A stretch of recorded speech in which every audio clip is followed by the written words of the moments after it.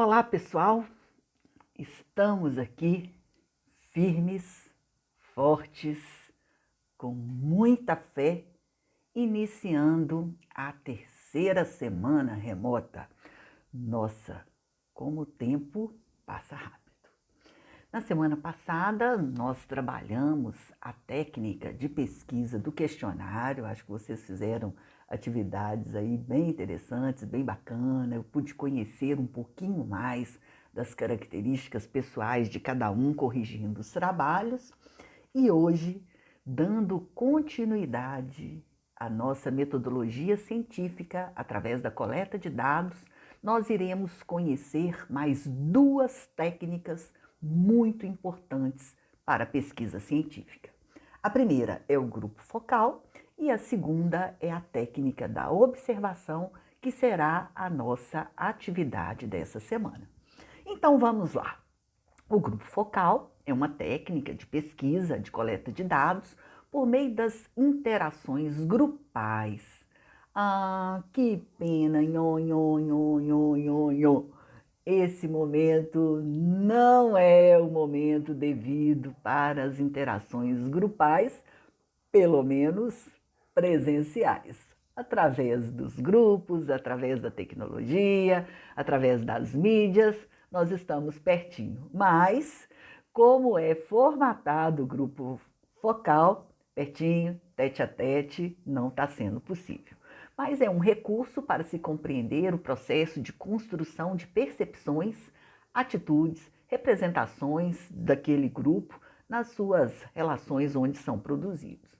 O valor principal dessa técnica fundamenta-se na capacidade humana de formar opiniões e atitudes em comunicação com outros indivíduos, ou seja, conversando, cada um fala uma coisa e a gente tenta chegar em um denominador comum.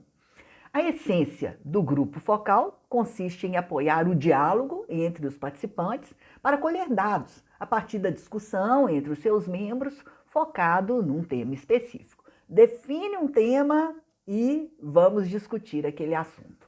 O objetivo do workshop é ampliar o conhecimento teórico e prático a respeito dessa importante técnica de estudos qualitativos, onde será gravada em áudio, com a permissão, com a concordância de todos, tendo um moderador responsável pelo processo.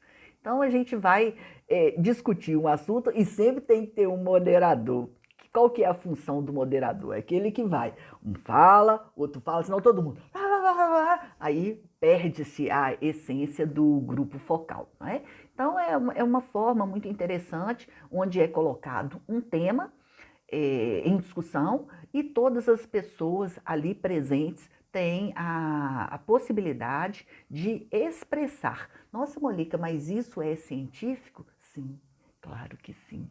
A nossa experiência, a nossa vivência, a nossa opinião, ela também é levada em conta através dos conhecimentos científicos e as referências teóricas, que são os autores já existentes que trataram daquele assunto. Né?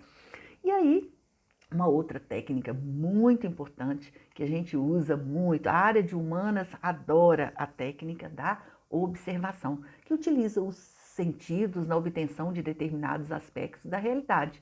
Consiste em ver, ouvir e ficar de olho nos fatos, nos fenômenos que estão acontecendo. E é considerada científica quando é planejada, registrada e está sujeita a verificações e controles sobre a validade e a segurança da forma que aquele trabalho foi realizado. E aí, pessoal, a gente tem dois tipos de observações. Presta atenção aqui, porque com certeza mais para frente isso aí vai vir como uma pergunta de prova de tão importante que é. A primeira é a observação participante, que consiste na participação real do pesquisador com a comunidade ou grupo. O que significa isso? Além de estar observando, eu também estou participando da realização daquela atividade que é cunho da pesquisa naquele momento.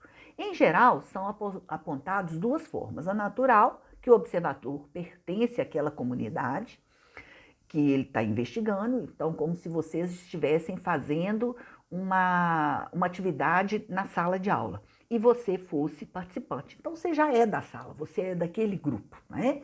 E também a observação artificial. O observador integra-se ao grupo com a finalidade de obter informações. É como se vocês fossem fazer uma pesquisa em uma escola onde vocês não trabalham, mas vocês se inseriram naquele grupo, estão participando daquela atividade para resolver um problema e fazer uma pesquisa. E aí, a segunda, como o próprio nome diz, bem simples de ser entendido, que é a observação não participante, que é quando o observador toma contato com a comunidade, grupo ou realidade estudada, mas sem integrar-se a ela. O que significa? Ele permanece de fora, ou tô ali, né? Só espiando. Eu fico vendo o que está acontecendo, mas não estou participando, não estou envolvido, só estou observando. Estou vendo e estou ouvindo. Então, essa é a observação não participante, diferente da observação participante, que é onde eu me integro naquele estudo. Então, para a construção de um sistema de observação, é necessário definir o problema, decidir sobre as formas de observação e o levantamento de dados, definir as características a serem observadas e determinar as modalidades e técnicas de registro para ser científico. Então, olha só, vamos por parte, né? Eu disse para vocês, estou dizendo para vocês sempre, que a pesquisa científica ela vem a partir de um problema. Então, eu já sei que eu tenho um problema. Desculpa, seja naquela escola, seja naquela sala, seja naquela comunidade. E aí eu tenho que decidir as formas de observação. Eu acabei de explicar agora que eu tenho a observação participante, natural ou artificial, ou a observação não participante. E aí eu vou levantar esses dados, definir essas características que eu preciso observar, tá certo? E por último é que eu vou fazer esse relato. Então, observar é aprender sem perguntar. Nossa, gente, achei tão bonito isso, achei fantástico, né? E como as pessoas, às vezes vocês já falaram assim, nossa, fulano de tal é tão observadora, ela é caladinha, ela ali no canto dela, mas ela tá, ó, só observando. E as pessoas que são observadoras, elas aprendem muito com o outro. Às vezes a pessoa nem precisa te explicar, mas você observa e fala, é desse jeito, eu vou seguir dessa forma. Nossa, eu vi que fulano fez desse jeito, eu vi que a professora fez assim, eu vou fazer também. Então, é uma técnica extremamente científica. E aí vem alguns questionamentos que a gente precisa responder. Por que observar? Para que observar? Como observar? Quem observar? E o que observar? Então, isso é pesquisa, isso é científico, tá certo? E essas perguntas eu vou responder a partir do meu problema. Eu tenho um problema, tenho que dar uma solução, tenho que investigar esse problema e vou usar, nesse momento, a técnica da observação. Então, eu vou por quê, para quê, como, quem, o que irá depender do público, da população, do problema, do que eu preciso resolver. Então, o principal problema com a técnica de observação é que a presença do pesquisador pode provocar alterações no comportamento dos observandos, destruindo a espontaneidade dos mesmos e produzindo resultados pouco confiáveis. Então, pessoal, como tudo, né, nós já aprendemos as vantagens do questionário, as desvantagens do questionário, as vantagens da entrevista, as desvantagens da entrevista. Agora também a observação é uma técnica muito boa, excelente, mas a gente tem esse pormenor aí que precisa ter cuidado. Você sabe que você está sendo observado, muitas vezes as pessoas têm um comportamento diferente, do que ela não teria se ela não tivesse ali naquele Big Brother, né? Então, vale a pena deixar as pessoas muito relaxadas, muito livres, dizer que é um trabalho acadêmico, que é um estudo que vai trazer boas soluções para que as pessoas ajam da forma mais natural e espontânea possível, tá certo? E aí a gente chega agora na atividade da semana, tá certo? Que vai ser uma atividade que eu espero que vocês façam com muito carinho, porque vocês vão fazer junto com uma pessoa que vocês gostam, que vocês tenham intimidade, que vocês já conheçam na vida social de cada um. Então, atividade da terceira semana, né? Em tempo de coronavírus, vocês irão realizar a atividade de observação com uma criança que seja próxima do convívio familiar ou social, brincando. Vocês vão observar uma criança brincando. Pode ser ao vivo, se tiver uma criança ou uma adolescente em casa, um sobrinho, um irmão menor, ok. E pode ser por vídeo solicitando as imagens para sua irmã, filmando seu sobrinho brincando, um afilhado, aí pede para comadre, ô comadre, eu estou precisando aqui de uma canequinha de açúcar. Ah, não, não é canequinha de açúcar hoje. Eu estou precisando que você filme a fulana brincando numa atividade dessa forma e me mande esse vídeo porque eu tenho que fazer um trabalho para o Unifagoc. Então, o tipo de brinquedo e a idade da criança ficará à escolha do aluno de acordo com a facilidade de contato nesse momento que nós estamos vivendo. Se nós estivéssemos no momento presencial, nós iríamos fazer o grupo focal, colocar um tema, eu já tinha até definido o tema, íamos discutir, e se nós estivéssemos no momento presencial, esse contato ele seria mais intenso para todos, né? Mas eu sei que nem todos têm uma criança ou um adolescente em casa, então nós vamos usar as tecnologias, as mídias para resolver o nosso problema e não parar, porque a formatura tem que acontecer na mesma data prevista e não podemos atrasar o semestre letivo, tá certo? Então, o tipo de brinquedo e a idade vocês vão fazer de acordo com as possibilidades que vocês têm nesse momento e a professora está super aberta a entender isso, tá bom?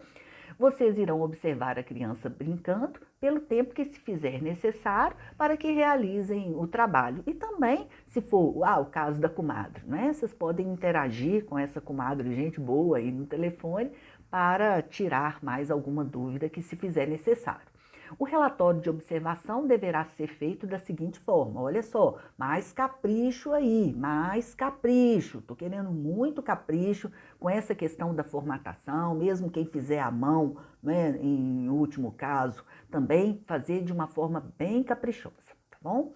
Então, o relatório vai seguir da seguinte forma, o nome da criança, se autorizado ou fictício. A idade, o grau de relacionamento, é afilhada, é vizinha, é filha e tal. Então, vocês vão fazer a apresentação dessa criança. A primeira parte do relatório será a explicação do porquê a observação ser participante, natural ou artificial, ou não participante em local que está acontecendo. Então, se essa criança estiver na sua casa, você tanto vai poder fazer uma observação participante quanto não participante. Se essa criança estiver geograficamente afastada por conta do isolamento que nós estamos vivendo, da quarentena, obviamente essa observação será não participante, porque vocês não vão estar lá, como é que ela vai ser participante, tá certo? E aí, depois, vocês irão descrever as cenas de observação com a maior riqueza de detalhes possível, sendo jogos eletrônicos, sendo no celular, sendo de boneca, sendo de carrinho, seja no terreiro, seja na bola, vocês vão descrever isso aí.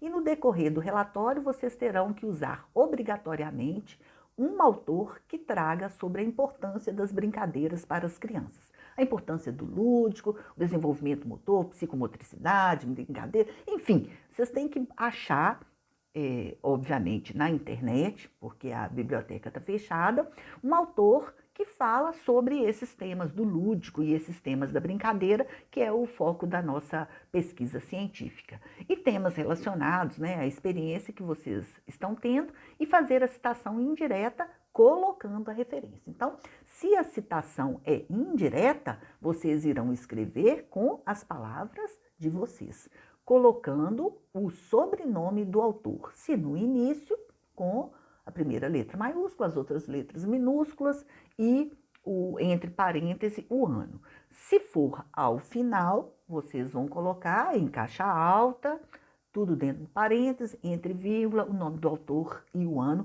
conforme nós já aprendemos em trabalhos anteriores, e vocês vão lá e vão pesquisar, tá bom? E aí colocar a referência, tá certo? Vocês já estão aprendendo a colocar a referência do autor citado. Qualquer dúvida me chama, a gente vai ter a live e eu vou poder ajudar, tá certo? O relatório deverá conter no mínimo 15 linhas, mas eu acho que vai ser fácil, vai até ultrapassar essas 15 linhas, porque só para vocês contarem, apresentar a criança e contar da brincadeira, né? Isso vai ultrapassar, mas eu coloquei aqui no mínimo.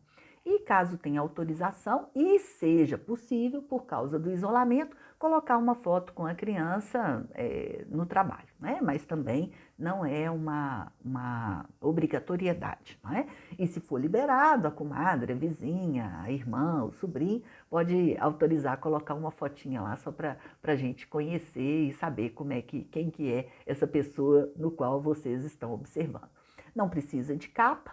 A última tarefa será colocar a referência do autor escolhido, né, conforme a norma da BNT, que eu já mostrei para vocês, e realizar a postagem até dia 10/4 às 23h59 para receber a presença da semana e a nota do trabalho, tá bom?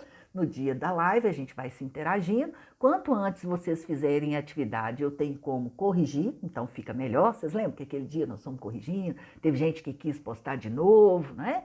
Então, eu já vou estar liberando isso para vocês, façam atividade e cada semana a gente vai aprendendo uma coisa nova, respeitando o isolamento, torcendo para que tudo acabe bem, que dê certo, que o país vença esse momento tanto da saúde quanto da economia, que é bastante preocupante, né? Mas pensando, avante, sucesso para todos e doida para a gente voltar à normalidade, tá bom? Beijo. Tchau, tchau.